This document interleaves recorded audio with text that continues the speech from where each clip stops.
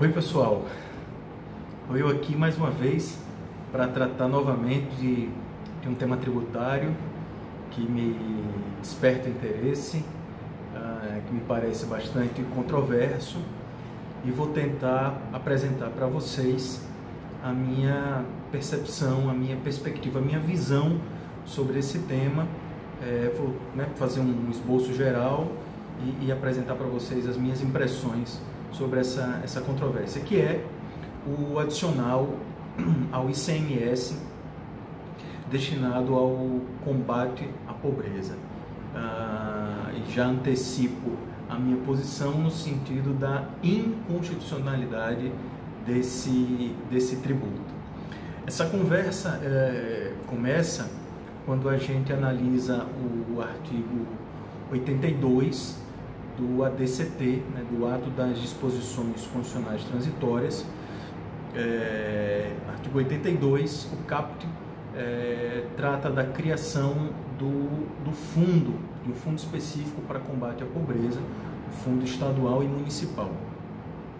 E o parágrafo 1º autoriza os estados a instituírem esse adicional ao ICMS de até 2 pontos percentuais,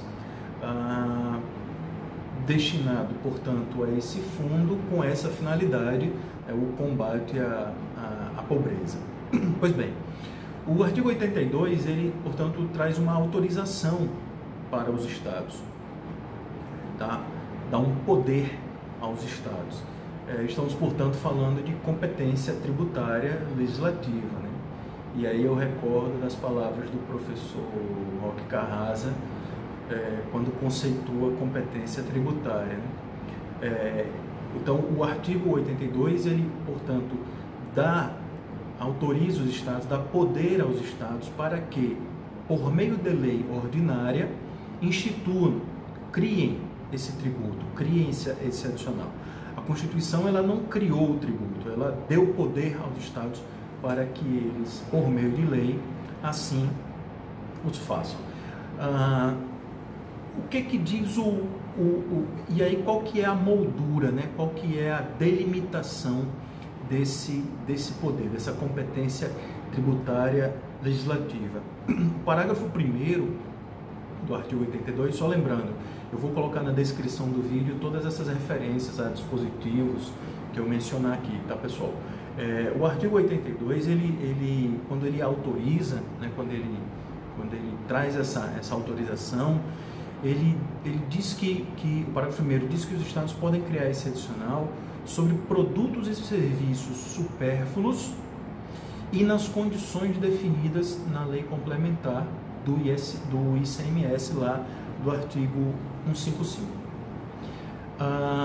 Portanto, a própria Constituição, o artigo 82, ou seja, o dispositivo que serve de fundamento de validade para a criação desse tributo, traz, digamos assim, 2 requisitos, né? A hipótese de incidência é apenas sobre produtos e serviços supérfluos e nas condições definidas em lei complementar, ou seja, 2 requisitos, 2 condições. O artigo 83 do ADCT trouxe, que foi incluído pela emenda constitucional 31 de 2000, inovou e incluiu a seguinte regra: uma lei federal definirá o que é produto e serviço supérfluo para fins de incidência, de cobrança desse adicional ao ICMS e também para os municípios em relação ao ISS. Lei federal definirá o que é produto ou serviço supérfluo. Aí veio a emenda constitucional 42 e alterou a redação do artigo 83. Manteve a referência à exigência de lei federal, que deverá definir o que é produto, serviço supérfluo, produto, serviço supérfluo, e aí suprimiu a referência ao adicional ao ICMS.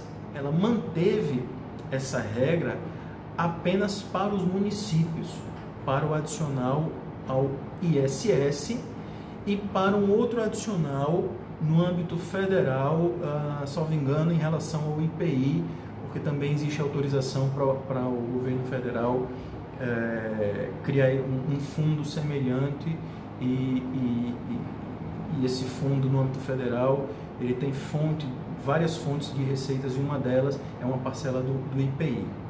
Então, depois da emenda 42, vejam, a emenda 31 inseriu a regra da exigência de lei federal e a emenda 42 alterou a regra, manteve a exigência de lei federal dirigida apenas a municípios e em relação ao IPI para o governo federal.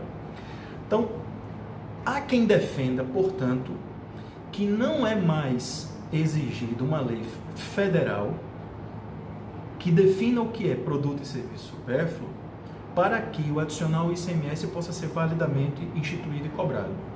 E esse raciocínio é um raciocínio, de certo modo, coerente, faz sentido numa leitura rápida, preliminar, superficial, se a gente olhar apenas para a redação do artigo 83 do ADCT.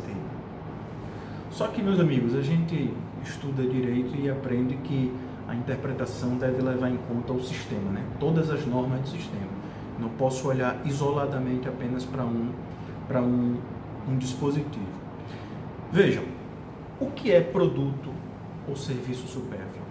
Eu vou ficar aqui no âmbito dos produtos, das mercadorias, dos bens. O que é um produto supérfluo?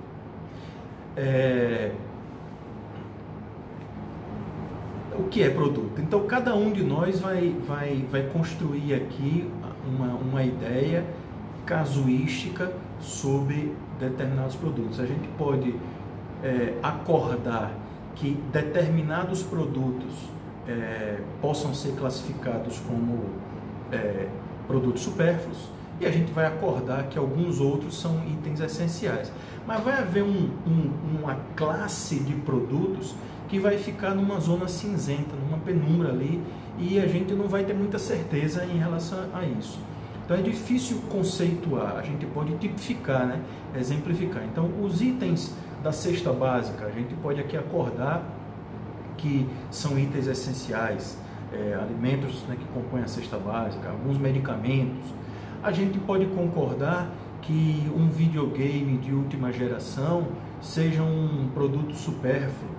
A gente pode concordar que um esporte que eu gosto tanto, que uma prancha de surf seja um item supérfluo. Mas a gente vai ter ali uma série de produtos, por exemplo, material de construção, cimento, né, tijolo. Isso é produto essencial ou é produto supérfluo? Combustível é um item essencial ou um item supérfluo? Então a gente vai ter essa zona cinzenta. E aí, se esse tributo é um tributo estadual, cada estado, na prática, acaba criando as suas classificações, né? Eu vou citar como exemplo o estado de Alagoas, que é onde eu moro, que parte da premissa de que apenas os itens que compõem a cesta básica são essenciais e esses não são tributados por esse adicional, mas todos os outros produtos são tributados pelo adicional. O estado de Alagoas criou duas classes: os produtos supérfluos, que ele tributa a 1%, e os tributos, eu vou chamar assim, de muito supérfluos, que ele tributa a 2%. Então, em Alagoas, tudo é supérfluo, exceto os itens que compõem a cesta básica.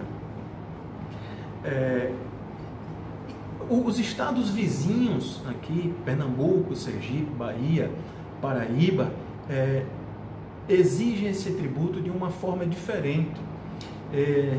Então, há vários itens que são tributados em Alagoas, mas que não são tributados em Pernambuco, na Bahia, em Sergipe, porque esses estados vizinhos entendem que esses produtos não são supérfluos, mas Alagoas entende que sim. Então, o que a gente acontece na prática? A gente fica refém de cada estado. E isso me faz crer que é necessário uma padronização nacional que classifique, que conceitue ou tipifique, o critério aí ficaria a cargo do legislador, mas de uma padronização nacional que pudesse resolver esse problema, né?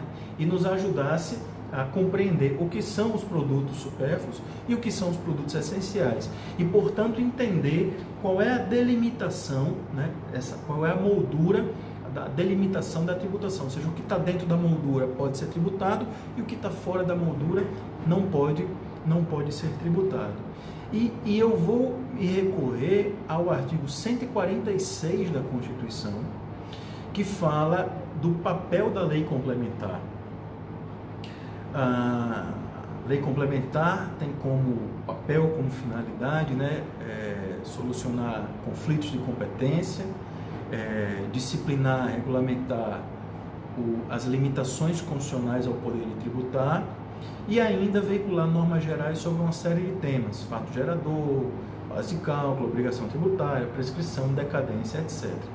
Então, eu estou convencido de que o artigo 146, ou à luz do artigo 146 da Constituição, se faz necessária a edição de uma lei complementar que possa regular essa limitação constitucional ao poder de tributar, porque na medida em que o artigo 82 do ADCT cria uma moldura, né, delimita, fala assim, você só pode, Estado, cobrar o adicional sobre produto supérfluo, aqui a gente tem uma limitação constitucional ao poder tributar. Alguém precisa regular isso.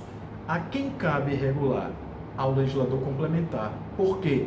Porque assim dispõe o artigo 146 da Constituição, inciso 2, se eu não me engano. E mais, o inciso 3, a linha A, cabe à lei complementar veicular normas gerais, ou seja, normas dirigidas a todos os entes, portanto, uma norma que padronize, né, normas gerais sobre o quê? Sobre os fatos geradores tributários, sobre a hipótese de incidência tributária. Quais são as hipóteses de incidência tributária do adicional ao ICMS? A circulação de produtos supérfluos. Tá, mas o que é produto supérfluo? É preciso uma lei complementar que disponha de forma nacional, geral, padronizada, dirigida a todos os entes, todos os estados, todos os municípios, e diga quais são as situações que podem ser tributadas e quais as que não podem. Ou de forma conceitual, ou tipificando, trazendo uma lista exemplificativa, taxativa. Bom, isso é tarefa do legislador complementar. Ele vai escolher o critério. Mas a necessidade de uma lei complementar me parece evidente. E aí, acho que o legislador, quando inseriu lá, através da emenda constitucional 31, a exigência de uma lei federal para definir o que é produto supérfluo, acho que o legislador, né, nesse poder constituinte reformador, acho que ele errou. Ele usou ali uma impropriedade técnica. Não é lei federal que padroniza de forma nacional a tributação.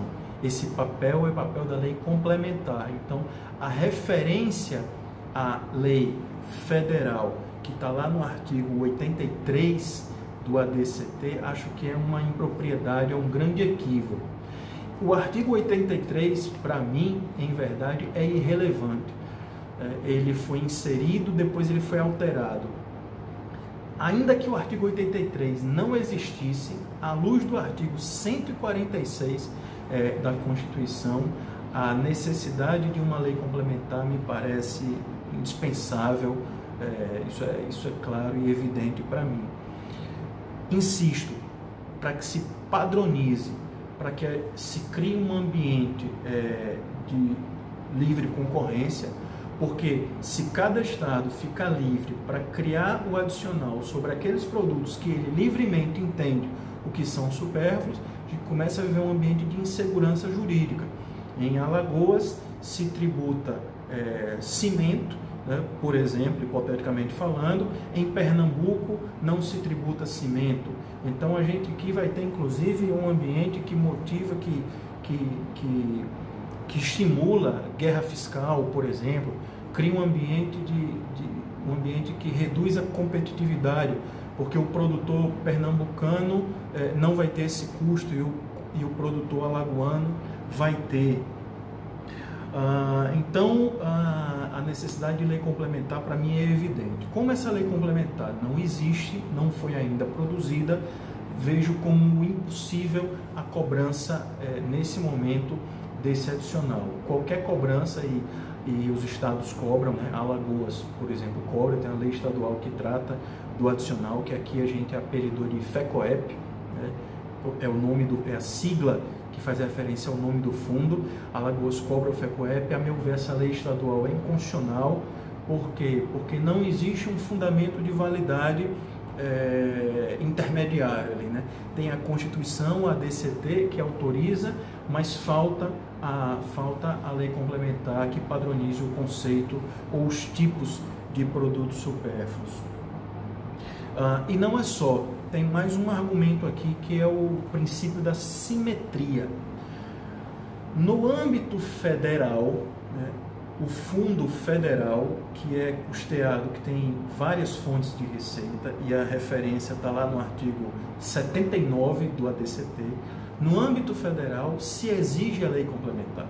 Está lá no caput do artigo 79, quando fala do fundo no âmbito do governo federal, e trata expressamente da regulação por lei complementar. Ora, se no âmbito federal se exige lei complementar, à luz do princípio da simetria, no âmbito estadual, municipal e distrital, essa exigência também se faz necessária.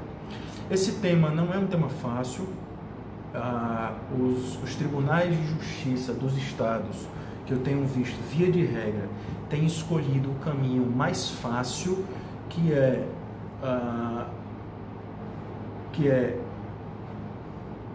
olhar para o artigo 83, que faz referência à expressão lei federal, que foi suprimida e não é mais um requisito para os estados, e, portanto, entender que as leis estaduais são válidas, porque não se faz mais, a existência de uma lei federal não é mais necessária. Esse é o caminho mais fácil.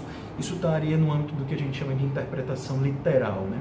Interpretação mais simples, mais simplória que pode existir. Acho que a interpretação tem que ir um pouco mais a fundo. Há estados que trilham um caminho diferente, que enfrentam de fato essa controvérsia.